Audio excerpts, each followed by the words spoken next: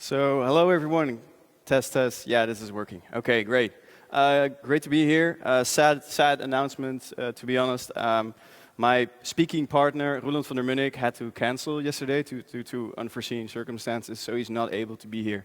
What I was going to talk about was the Nationale Nederlanden NN Group customer story, where they have the current challenge is to move their entire infrastructure to the cloud. So that is including AWS and Azure. So my work here, what I'm going to present today, is a part of that work, facilitating that transformation. So let's begin. Oh, I think the context is.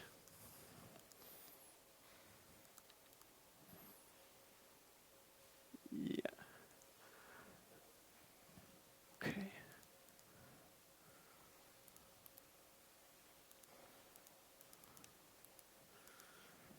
Okay.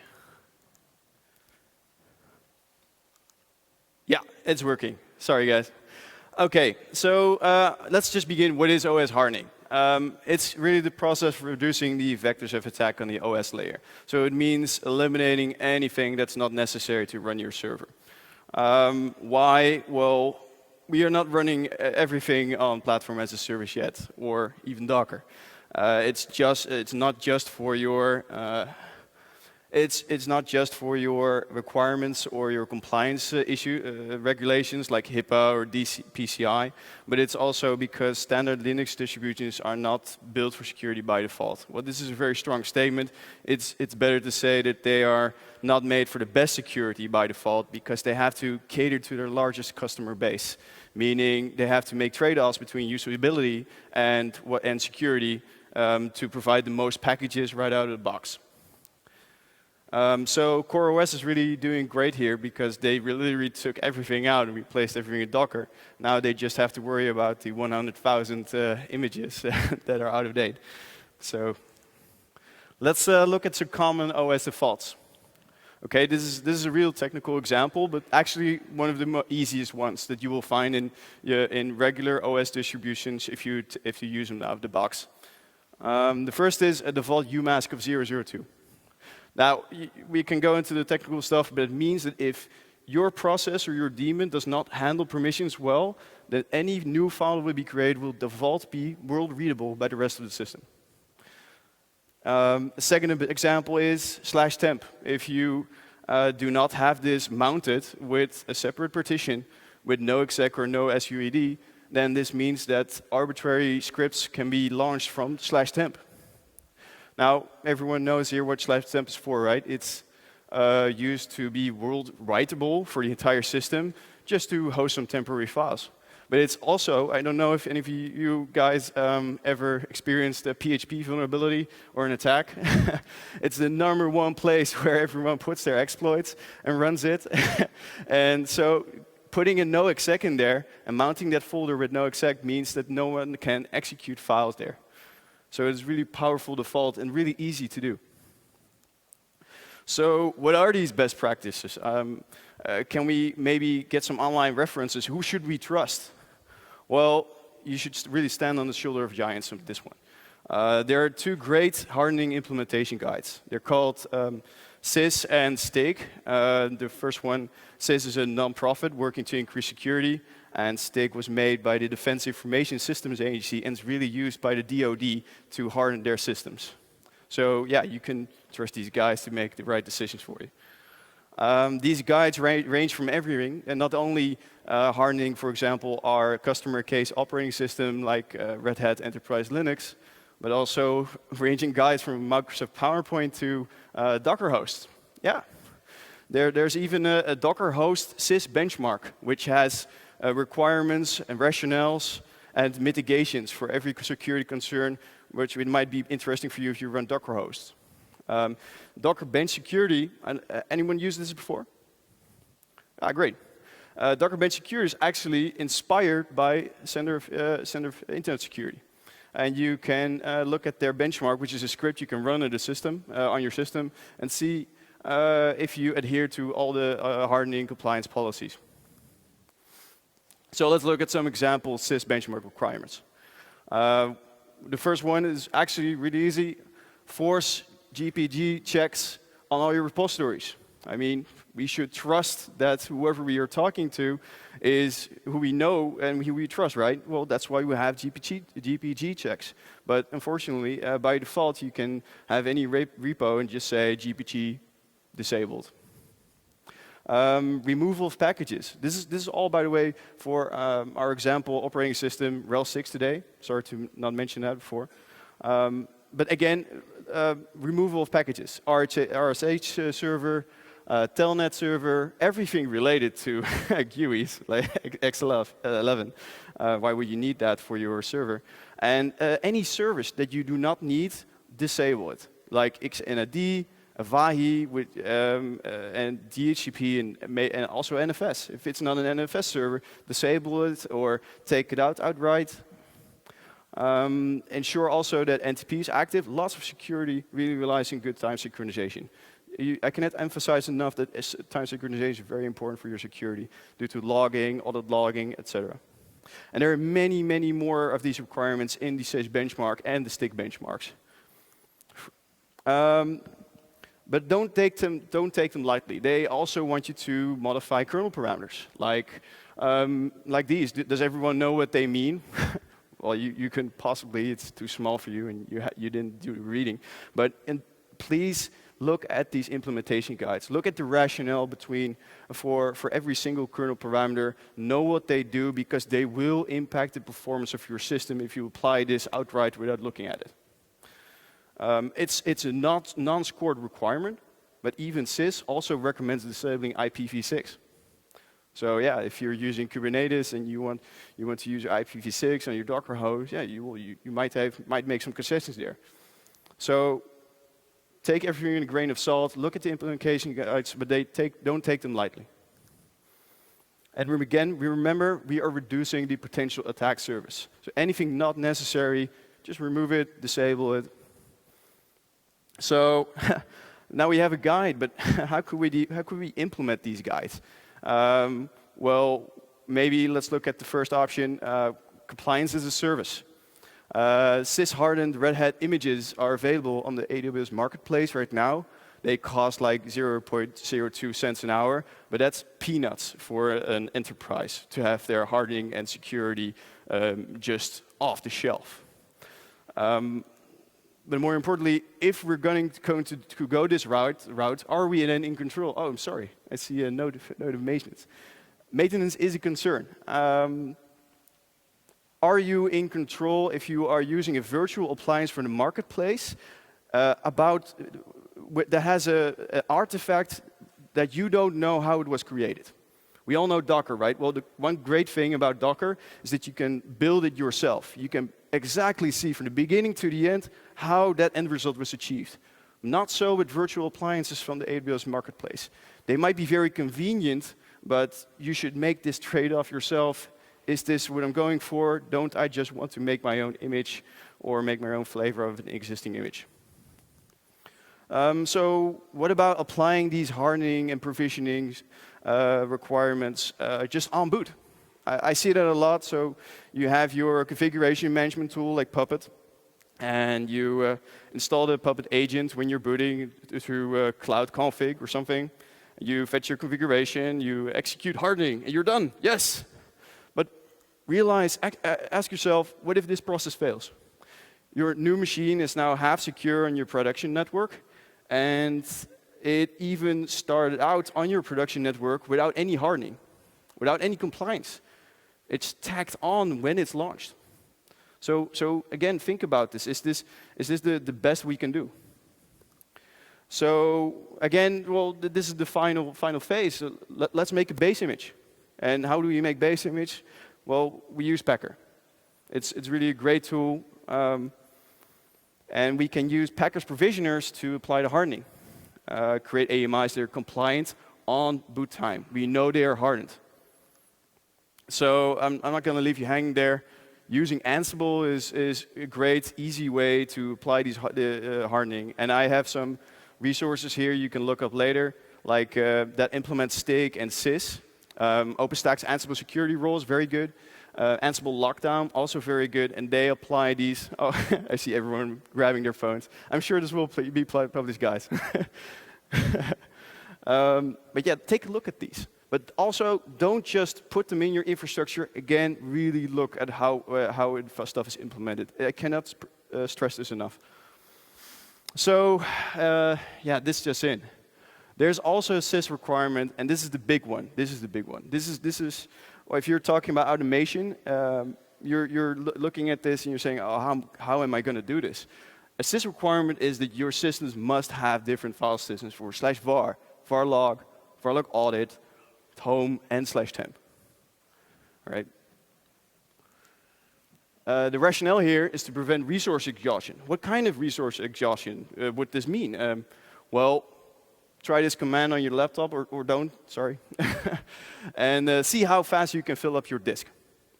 Now, imagine that on your production server, someone gains access to your server, or your application has some kind of very verbose logging going on, and it's filling up your server. It's filling it up. How can we then ensure that our audit logging, or logging in general, is going to keep working if the disk is full? So that's why SIS just says, hey guys, please use different mountable file systems to spread these security concerns and well, use different the different file systems. So automating this requirement is really hard. We want to use the original RHEL AMI. So at our customer case, they use Red Hat Enterprise Linux, as do a lot of enterprises, I'm sure. We don't really want to reboot. Okay, rebooting takes time. It causes a lot of pain. And SIS actually recommends to implement the logical volume manager. The logical volume manager, real quick, is just an abstraction over spanning disks, the different block devices into a single logical volume. So you can really pull your resources and do automatic resizing and all that stuff. And it's really easy for second-day operations, especially at a large enterprise. Part of our solution is then to just use Packer's Amazon Change Root Builder. Okay, the Packer's Amazon Change Root Builder mounts a new volume based on the source AMI directly on the host system. This is different from the regular provider, which I actually recommend, the Amazon EBS provider, because it does not require launching a machine. You can really make these changes immediately, and now we have the power to directly manipulate the block device on our host. So how could we then manipulate this block device on the host? Well, again, using a provisioner that Packer provides out of the box, the shell local provisioner. It doesn't really get a lot of love, but I think it's very important, and we use it for our solution to apply LVM. So the idea is here to use the shell local provisioner to apply LVM directly on the block storage device. As you can see here as an example, there's a provisioner that we launched with LVM. We give it a unique ID because we have to find what device there is, because Packer uses a template variable called device, but we can't use it in the provisioner itself, so we have to mount the device in this very specific path to find it later.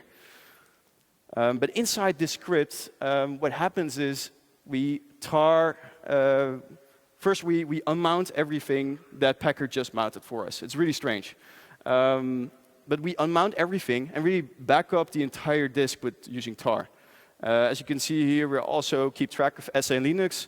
All the attributes, we exclude the /proc file system. We exclude all the stuff that would interfere. And we just make a backup. The next step then is creating the logical volumes in the file system. So here you can see an example of creating a root volume for 5 gigabytes and making an X4 file system on top of it. After this, we immediately remount and then restore from tar. So think about this. We're really pulling the guts out of the original system and putting it back in there. Again, keep track of SI Linux, very important. And the transplant is a success. Actually, after this, and we are talking about a completely different disk layout. All right, we added partitions, we added file systems, and Packer then just continues fine. The next provisioners, which does Ansible or whatever provisioner you use, underneath use the change root command, and that just works out of the box still fine. Non-shell local provisioners such as Ansible are a good example. But then Packer throws an error. Damn. The target is busy. I've seen this a number of times, and I can tell you these disk manipulations are they're not very fast. It takes like 20 minutes to do a simple change, to back up and to write everything back. So if you get at the very end, the disk is busy error, it's really annoying. But it's not only busy, there are actually more mounts active, more file systems active, so Packer doesn't really know these mounts exist. There are also active LVM volumes. Packer never heard of these LVM volumes. So the solution here is to add an additional script at the very end of all our provisioners. Here you can see an example where we, in this script, again the lvm.sh, just deactivate the LVM modules, mount fake folders for Packer to then unmount. That's, whoa. So this is like a little trick to make sure that Packer doesn't gets everything it expected at the beginning. And yeah, then we have success. So this is kind of from top to bottom how such a run would look like. If you look above, you see that there's you attach the volume, you run the script, the LVM script, and in that script we do all our logic only specific to the LVM stuff. And after that, we do further provisioning using Ansible, whatever you want. That all works. You don't even have to use Ansible. You can also use Puppet or whatever. And after that, we remount everything, unmount the fake folders, create an AMI, and we're done. Oh, are we? Yeah, that would be a great fast talk, right? No, we're not done yet. There's really no compliance unless it can be audited. I can't stress this enough. Because even if I'm hired to do a job concerning security, I need a separate, maybe third party that can, well, hopefully, automatically audit my implementation.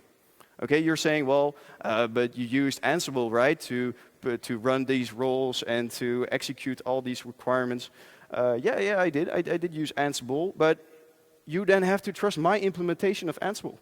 I don't want that. I want someone else to audit my solution, some different process altogether. So no, there's no compliance yet, so our solution is not yet complete. So what can you do?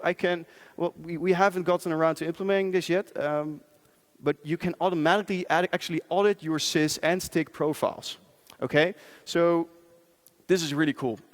SIS and Stake, they came together and they said, well, we need some kind of format to apply all these requirements inside in a machine-readable format. So they came up with XML, and then laugh. There's also OVAL, which is used for listing and checking for vulnerabilities. So if you look at the first example, here we're just we're getting from Red Hat, this is a public service, their Red Hat Enterprise Linux 6 XML, which hosts the very latest of all the vulnerabilities that they have listed. And what you can do then is execute OSCOP, which is a tool, part of OpenSCOP, which I really recommend looking up. It would really save you a lot of compliance pain and would be really great to, especially if you're an enterprise, to provide. Your security guys will go, whoa, we can automatically check stuff. And what OSCOP does here is just produce a report, an HTML, with all these checks, literally green or red if they are not implemented. Exactly the same for SIS compliance. The same tool can be used to check if your SIS if all your SIS checks have been correctly handled and implemented. Same goes for several stick profiles. You can just download them. So to conclude, we now have implementation. We now have auditing. What are the key takeaways? Well, we are now able to automatically manipulate file system level images with Packer, only Packer.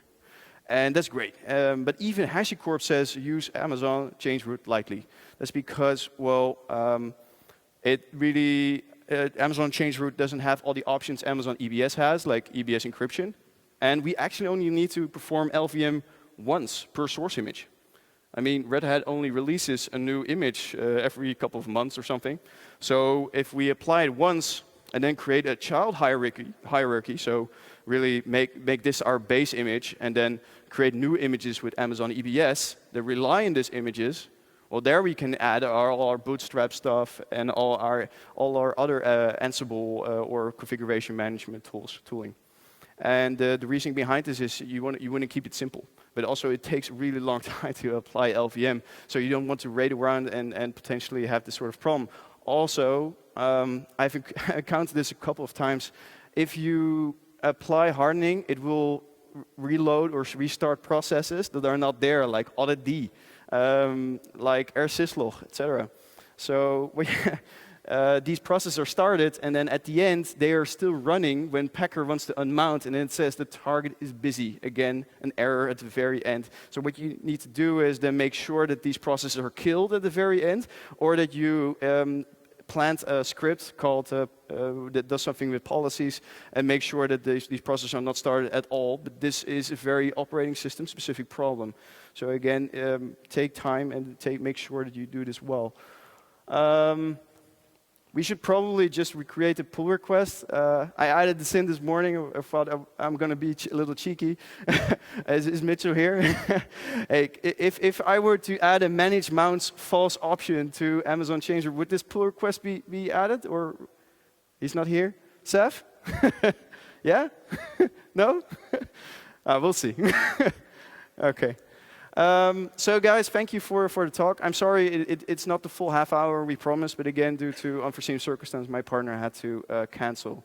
Come by the Xebia stand for some Q&A, and you can also contact me in wbuck at, oh, it's not even there, wbuck@xebia.com. If you've missed it, you can still sign up for the Hashi contest. There are limited spots available, again, at the Xebia stand. So thank you.